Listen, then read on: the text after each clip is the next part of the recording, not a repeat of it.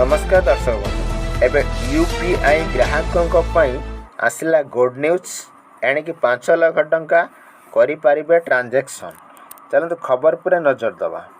या पछर उद्देश्य होची यूपीआई कारबार प्रति अधिकरू अधिक लोकंकु आकर्षित करने। एथि सहित वर्तमान एनपीसीआई घोषणा करिछि जे टिकसदाता माने 16 सेप्टेम्बर 2024 रु यूपीआई माध्यम 5 लाख टंका टिकस दे पारिबे। आपण एठारे 5 लाख टंका पर्यंत कारबार करें। केवल टिकस देय नुहे, नुआ यूपीआई सीमा अनुजाई उपभोक्ता माने शिक्षा, डाक्तरखाना, आरबीआई रिटेल सीधा सड़क योजना एवं आईपीओ सहित जड़ित कारबार करें।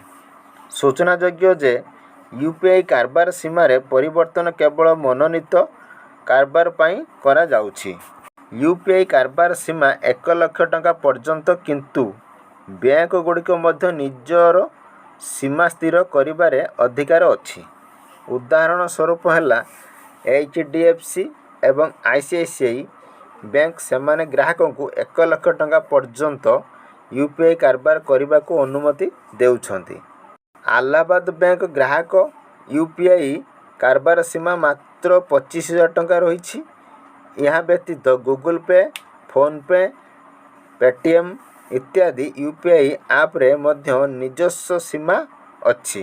बीमा देय पुंजी संबंधी यूपीआई कारबार 2 लाख टंका पर्यंत मध्य करा जाई पारिबो।